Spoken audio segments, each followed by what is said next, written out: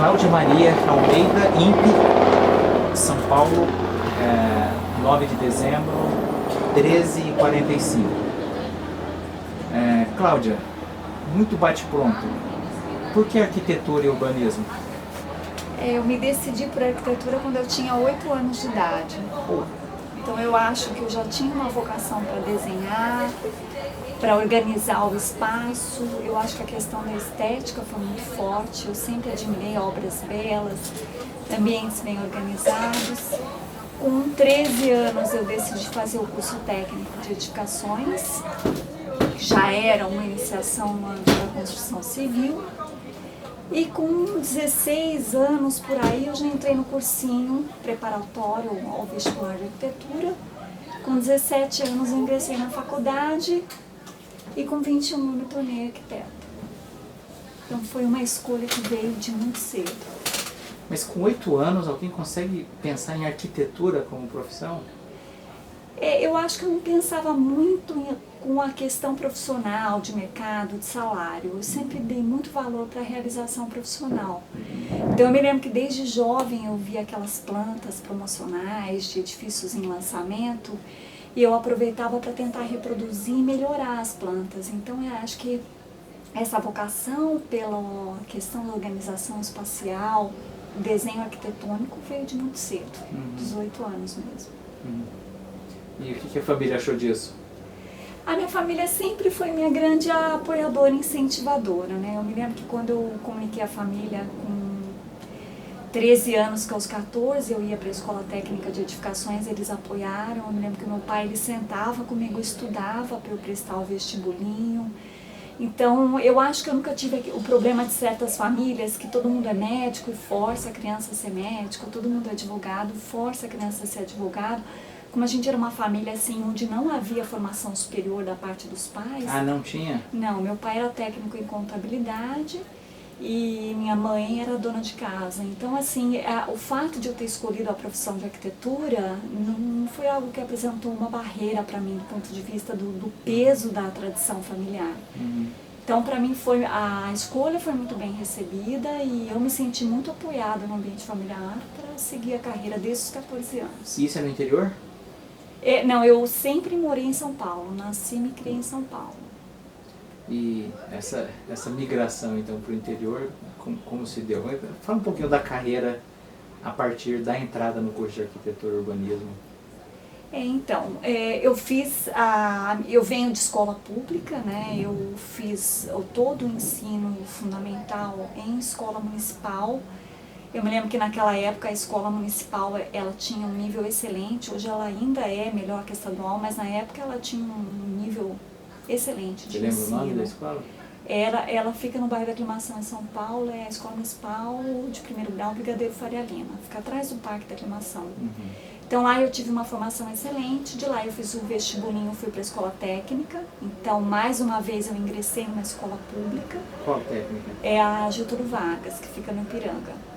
E não era fácil ingressar na escola técnica, né? Existia um vestibulinho concorrido, e porque eu havia estudado, me preparado, consegui ingressar no curso de edificações. E, por fim, eu já tinha feito toda a minha carreira acadêmica, né? A trajetória acadêmica em escola pública, e eu decidi que eu queria também fazer uma universidade pública.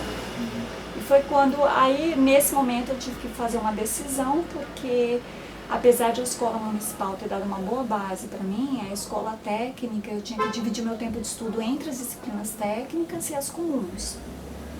Então eu achei que a minha formação ficou um pouco deficiente, aí eu optei por fazer ângulo vestibulares. Então eu fiz um ano de cursinho junto com o terceiro ano da escola técnica e logo em seguida eu entrei em arquitetura na USP. Quando eu entrei em arquitetura na USP, o meu universo se abriu. Eu comecei a ver um mundo novo, porque a escola técnica ela dá uma formação muito básica, muito voltada para projeto. Em arquitetura a gente vê que a arquitetura é muito mais que o projeto e a construção. Pode ser o planejar de cidades, pode ser desenho industrial, programação visual. Então a formação em arquitetura e urbanismo ampliou os horizontes. E a partir de então eu comecei a trabalhar e logo assim de início foi uma época muito difícil, porque foi o governo Collor, o país estava em recessão. A gente na época teve muita dificuldade. Eu me lembro que era muito comum a gente trabalhar de graça. Na época era o chamado trabalho voluntário, porque como o mercado de trabalho estava tão retraído, para que a gente não perdesse anos de experiência, a gente trabalhava de graça. Eu trabalhava ganhando muito pouco. Onde você trabalhou assim? Eu trabalhei num escritório grande de um ex-professor meu e trabalhei em escritórios pequenos também. Mas aí eu senti vontade de avançar mais na minha formação. Foi quando eu vi o mestrado como uma oportunidade grande, não só para a minha formação, mas também para me abrir as portas de novos mercados de trabalho. Foi o que aconteceu. E como eu já tinha um gosto grande por planejamento urbano, eu decidi estudar planejamento de infraestrutura. E eu parei para pensar se não seria o caso também de eu ampliar os meus horizontes em termos de país. Então, como eu já tinha estudado no Brasil, eu pensei, puxa, por que não fazer um mestrado fora?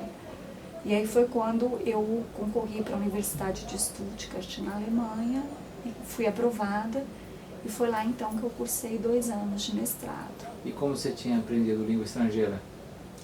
Antes de viajar para a Alemanha, eu já tinha estudado alemão há 6 anos, e eu também tinha feito 5 anos de inglês.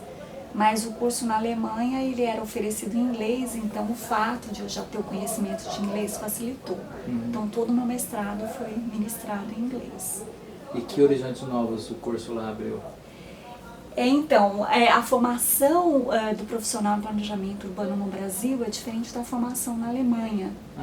Aqui é muito técnico, é muita legislação, muito desenho. O profissional na Alemanha, até pela tradição deles em cuidado com o meio ambiente, ele mostra pra gente a conformidade que deve existir entre o planejamento urbano e o respeito ao meio ambiente. Então foi um tópico muito forte ao longo do curso, é uma disciplina que era chamada de planejamento ecológico. Então a gente tinha esse cuidado muito grande ao planejar cidades sem pensar no conforto ambiental, térmico, lumínico, preservar as áreas verdes, os corredores de ventilação da cidade. E, paralelamente, a gente teve uma formação diferenciada também em aspectos sociológicos e econômicos. Então, a nossa formação lá foi muito interdisciplinar, onde a gente tinha diferentes áreas do conhecimento atreladas a planejamento urbano bem fundamentadas ao longo do curso. Então, tinha as disciplinas de engenharia civil, sociologia, economia e meio ambiente. Pensando nos colegas que você fez nesse mestrado lá e na graduação aqui, com aqueles que você mantém contato, o que estão fazendo? Pensa em figuras, em pessoas que são amigas ou mesmo que não tenham certa intimidade, que estão em campos muito diferentes. Porque o horizonte é muito amplo em arquitetura e urbanismo, não? O que as pessoas estão fazendo? Vai do que até o que? É curioso isso, né? Porque no início desse ano eu recebi um e-mail de uma amiga minha de faculdade que não me via há 20 anos. A internet facilitou, né, esses reencontros aí de grandes lapsos de tempo que separam as pessoas. E ela me chamou para uma reunião entre amigas em que a gente ia reunir as amigas mais próximas da época de faculdade, né? Então, foi uma oportunidade importante para mim, porque depois de 20 anos eu fui reencontrar as amigas que conviviam comigo durante a faculdade na USP. E não só foi importante esse reencontro para a gente matar saudades e dialogar, mas para ver como a formação continuada, a pós-graduação, ela tem um impacto direto nas oportunidades profissionais das pessoas. Então, o curioso é que nenhuma delas fez pós-graduação, e como elas tiveram a infelicidade, que eu também tive, de se formar numa época em que a economia brasileira estava em séria crise durante a economia do governo Collor, os vários planos monetários da época, elas aproveitaram a oportunidade da época para irem trabalhar como operárias no Japão. Uma delas se casou.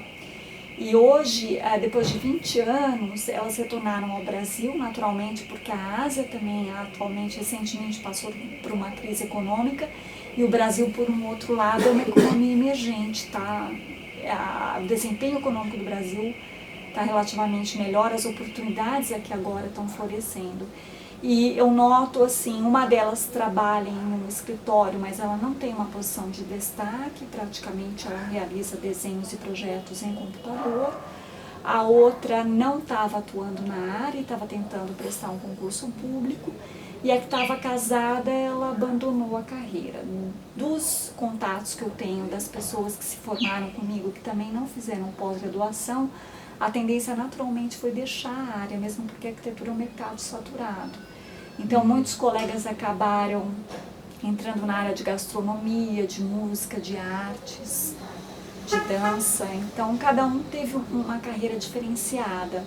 E eu me lembro que durante a conversa com as minhas amigas, o fato de eu estar atuando na área surpreendeu a elas, porque não era comum. Então, eu acredito também que a pós-graduação não só me deu oportunidades melhores, mas ela fez com que eu não perdesse o meu sonho que vinha desde os 8 anos de idade, de estar atuando na área de arquitetura e urbanismo, que eu consegui manter. E pensando em termos de mercado de trabalho, alguém concluindo agora um curso de arquitetura e urbanismo, o que é o mercado de trabalho? É para ganhar quanto? Quais as empresas que contratariam? O que é a oferta de trabalho? Eu não posso dizer isso com muita segurança, porque não é um mercado mais que eu tenho mantido contato direto nos últimos anos. Mas o que eu posso afirmar que ainda é válido é que o mercado ele é fechado. Né, os grandes escritórios de arquitetura, que são os que detêm a fama e o mercado dos grandes clientes, eles praticamente devem dominar 70% ou 80% das grandes propostas de contrato em projetos e obras. Os escritórios médios atuam com os clientes médios, né, que são o pessoal classe média alta, pequenas pousadas e hotéis. E existe aí um mercado pequeno que ele tende a não ser perene, né? Eu conheço casos de pessoas que abriram pequenos escritórios e depois de um tempo foram obrigados a fechar as portas, porque realmente é um mercado difícil de atuar. Para quem atua no setor público e não como empresário, dono de escritório de arquitetura, a situação muda de figura.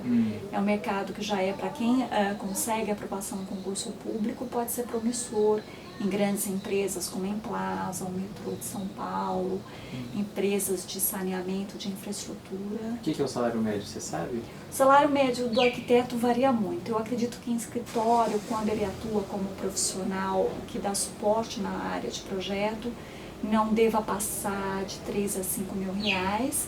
E acredito que esse salário possa melhorar muito quando a pessoa ocupa já uma carreira mais de escalão médio para alto. Em empresas públicas pode chegar a 10 mil ou mais. Você teve uma trajetória sui generis, não sei, você trabalha com sensoriamento remoto no INPE, Instituto Nacional de Pesquisas Espaciais, que é, junto com o ITA na cabeça do brasileiro comum, essa ilha de cérebros muito avantajados, pensando o que é o estado da arte, do uso da tecnologia, das informações meteorológicas, físicas, a fim de prestar N trabalhos diferentes. Como é que você caiu no INPE, Cláudia? É curioso. O livro Alquimista conta a história de um rapaz que estava à busca de um tesouro. Ele percorre o mundo todo para descobrir que o tesouro estava enterrado no quintal dele. Então, eu acho que comigo foi a mesma saga, né? Porque eu rodei o mundo, viajei. E quando eu estava na Alemanha, eu tomei conhecimento dos chamados sistemas de informações geográficas.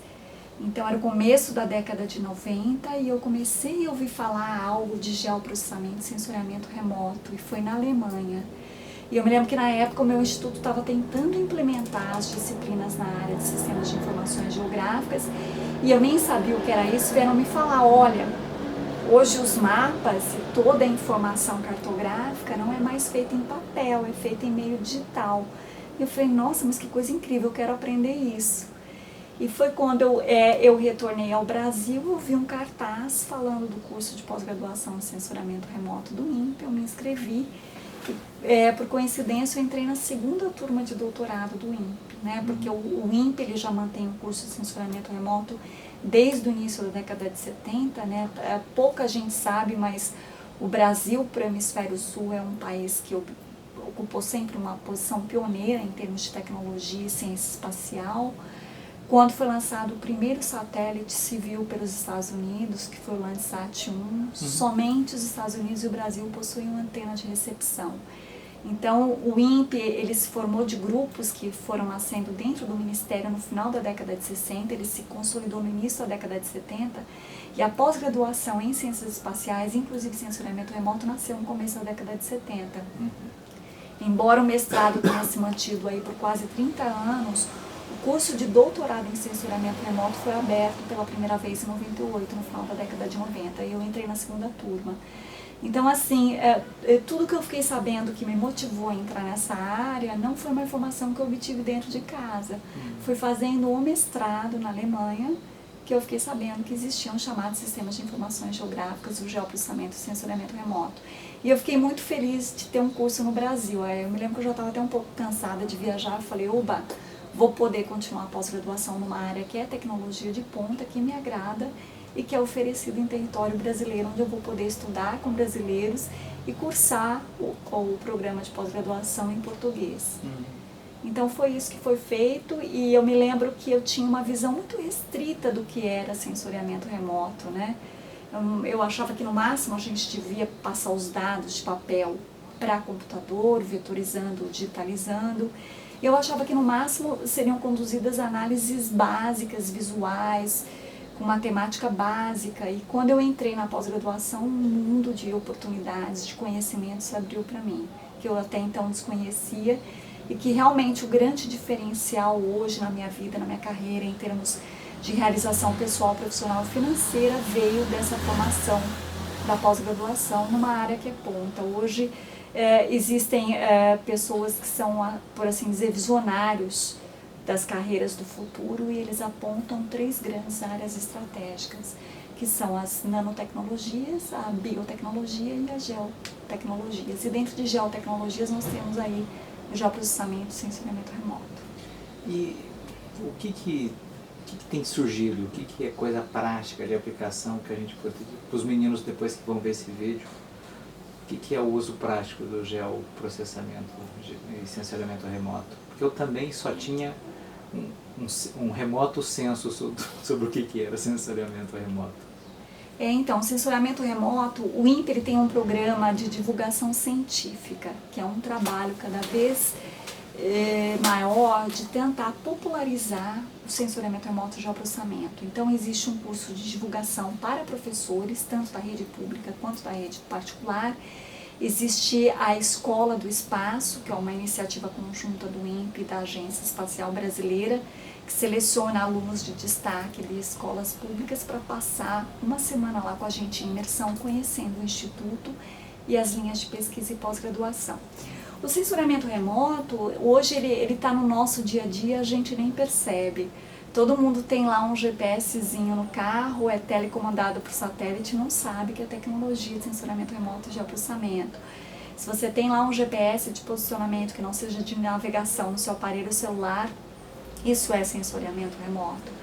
Se você quer entrar no Google Earth e viajar pelo mundo, todo o mundo está retratado através de imagens de satélite. Inclusive os oceanos agora, né? Isso, inclusive existe uma parte do Google que é espacial. Você pode praticamente viajar pelo universo, pelas galáxias. Então, assim, essa informação também é espacial, né? Então, informações adquiridas com telescópios e sondas lançadas a partir da Terra que fazem o Google ser o que ele é. Não só isso, existem também as facilidades disponíveis pelo Google Maps. Então, muita gente não sabe, mas boa parte de todos os produtos cartográficos do Google Maps não vem somente de levantamento por aviões, né, aerofotogramétricos. Vem também de imagens de satélite de alta resolução espacial que permitem que a gente produza mapas com alta precisão cartográfica. O sensoriamento remoto não está somente em cartografia, ele está em planejamento ambiental. Hoje o IBAMA precisa fazer um levantamento de uma área rural, de proteção ao meio ambiente. Ele aciona o INPE, ele tem já um núcleo dele só de sensoriamento remoto. A Embrapa, que é na área de pesquisa agropecuária, opera com sensoriamento remoto.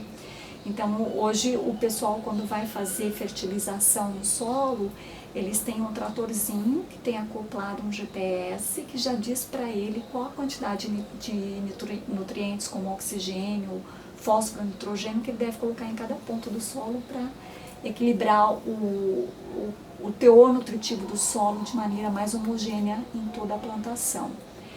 Se a gente for pensar, arqueólogos no mundo inteiro utilizam sensoriamento remoto. Existem ondas de radar, de perfuração profunda em solo, que são as ondas longas, que conseguem detectar assentamentos arqueológicos que não são visíveis a olho nu. Se a gente for pensar o estudo dos oceanos, das águas continentais, a própria Petrobras em exploração petrolífera, então existem várias áreas do conhecimento que dependem diretamente das tecnologias de sensoriamento remoto e geoprocessamento. Mas uma possibilidade prática, essa semana em São Paulo, no extremo da Zona Leste, houve mais um desses acidentes que vira e mexe. São dramas que contaminam a emoção de todo mundo, gera emoção em todo mundo. Casas vieram abaixo. Provavelmente algum trabalho prévio de planejamento urbano permitiria entender quais são as faixas de maior risco para alguma política ser feita ali. O INPE faz esse tipo de coisa? É demandado dele algum tipo de atividade assim? Faz sim, inclusive tem um grupo especializado dentro do INPE que se chama Núcleo de Geodesastres. Então, todo tipo de risco, não só em área urbana, mas também em área rural, é tema de trabalho dessa equipe. Então, a questão de deslizamentos de terra, enchentes, existe um grupo que só se preocupa com descargas elétricas, outros tipos de acidentes, como crateras, né, que surgem em áreas urbanas, são tema de trabalho da equipe. O que o pessoal faz é utilizar não somente dados de sensores remotos, mas também outros dados cartográficos, e eles conseguem, através de modelos matemáticos e estatísticos, simular em ambiente computacional a proporção dos riscos em função do tipo de ocupação. Então, existe no INPE de Santa Maria, que é das filiais do INPE, um grupo especializado nisso, mas também a matriz, que é em São José dos Campos, ela tem um grupo especialmente dedicado porque eles chamam de SISMADEM, que é um sistema de monitoramento e alerta de desastres. O SISMADEM é muito voltado para a questão de enchentes, mas agora ele está procurando lidar com outros tipos de desastres naturais, e o grupo de Santa Maria é um grupo mais diversificado, especializado em questões de risco ambiental. Assim, você tem explicado ao longo desse papo que a profissão de arquitetura e urbanismo tem um mercado muito limitado. No entanto, seja com a formação e graduação em arquitetura e urbanismo ou em outra área, se a pessoa está disposta a embarcar numa dessas fronteiras de desenvolvimento, e o geoprocessamento e sensoriamento remoto foi o terceiro dos três que você citou, deve crescer muito. Quais os outros cursos que um jovem de escola pública pode pensar como graduação, visando se envolver diretamente com essa sua área? É incrível, mas nós temos profissionais das mais diversas formações fazendo a pós-graduação em sensoriamento remoto. Existem advogados, sim, médicos, sim, veterinários, sim, sociólogos, sim, economistas, sim, físicos, matemáticos. Então, o pessoal, existia um mito até pouco tempo que somente as ciências ligadas diretamente ao meio ambiente que eram passíveis de ingressar numa pós-graduação em sensoriamento remoto. Isso não é verdade. Junto com exatas, supostamente. Junto com exatas, porque é o pessoal que cuida mais do processamento de imagens, Isso. a parte de programação.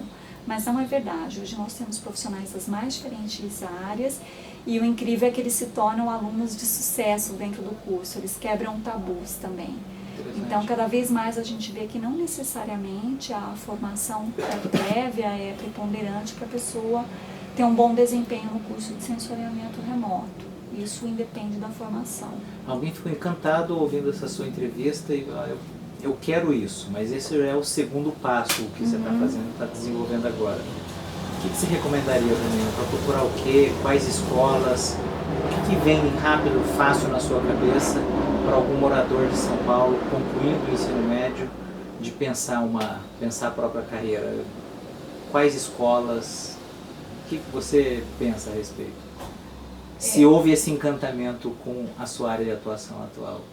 Você me pergunta em sentido geral ou especificamente para censuramento remoto? Que movimento prático ele deve ter para escolher profissão? Você está dizendo que se ele escolher ser advogado, médico, veterinário, qualquer uma dessas permite. Provavelmente algumas permitem mais que outras. E muito provavelmente o maior encantamento que você tem feito de sensoriamento remoto e os trabalhos que faz o INPE, muito provavelmente a exigência de domínio de matemática ou de lógica é bastante grande. Então, acho que isso independe de qual profissão, mas para atuar lá, isso é especialmente relevante. Então, você vê alguma carreira de graduação, algum dos cursos de graduação, mais com uma aderência maior com o que é o trabalho atual, de tudo que você tem falado de tecnologia de informação, sensoriamento remoto?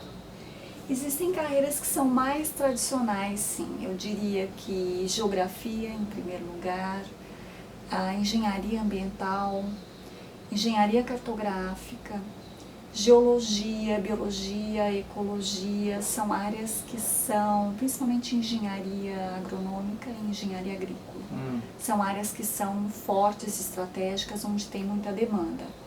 Agora, para uma pessoa que pensa em seguir essa carreira que é tão promissora, um mercado extremamente aquecido, né? Eu até costumo comentar, nenhum dos nossos alunos sai desempregado, nenhum. Todos saem empregados e ganhando muito bem. Sai empregado onde e ganhando o quê? Eles são empregados desde empresas particulares, de médio e grande porte, eles podem trabalhar em empresas públicas, em serviço temporário, muitos passam em concurso. A oportunidade de fazer pós-graduação no exterior sempre é muito bem-vinda, né? Quem tem formação nessa área, o INPE é um centro de referência que abre as portas para quem quer continuar estudando, seja em doutorado ou pós-doutorado. Então, assim, do ponto de vista da profissão, é certeza garantida de que haverá sucesso após a conclusão do curso. Com relação ao momento de agora, se a pessoa existe a pretensão de seguir essa carreira, ela tem que começar a vida dela desde já. Por quê? Porque no nosso processo de seleção a gente vai olhar principalmente o desempenho acadêmico. Então, assim, é muito difícil uma pessoa que não aproveitou bem os seus estudos em nível fundamental e médio ter um desempenho de excelente para excepcional na graduação.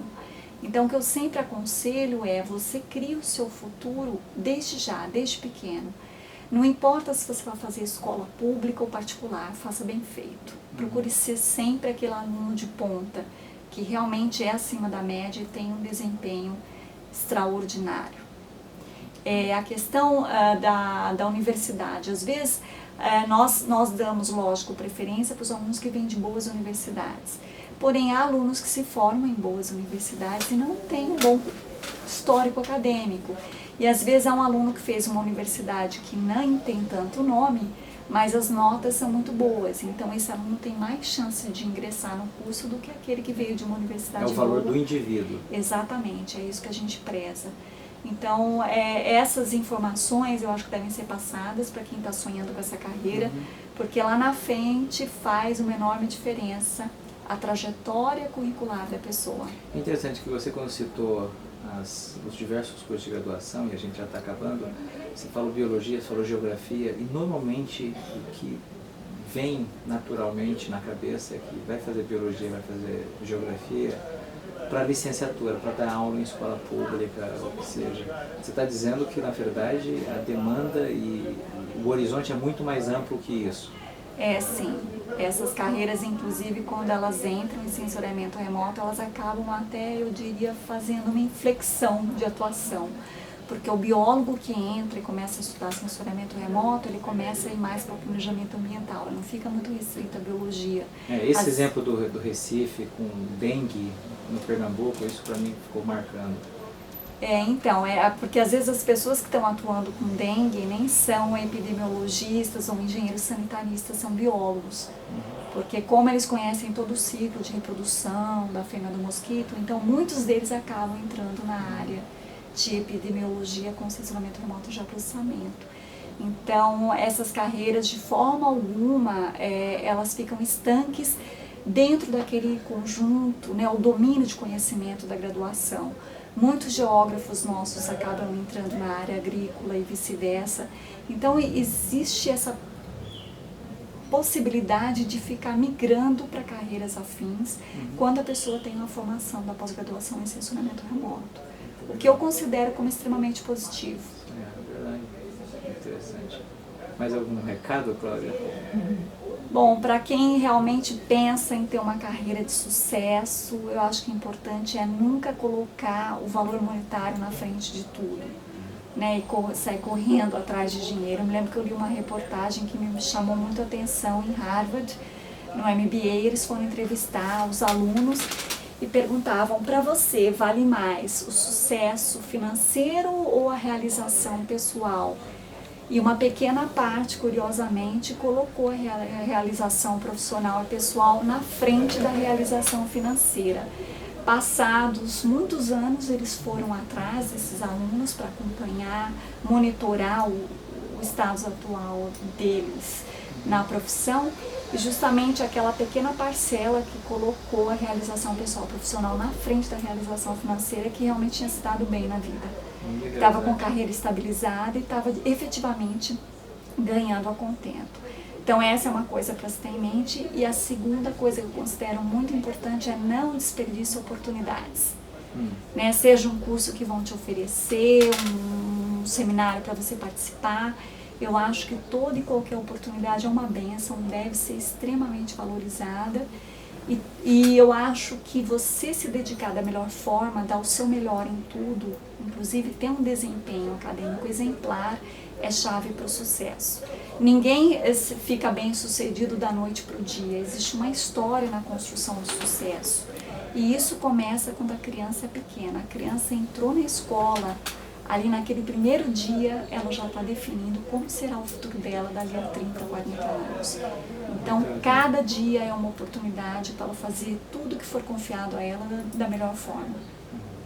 Cláudia, obrigadíssimo, excelente. Eu que agradeço. Parabéns pela filha, né?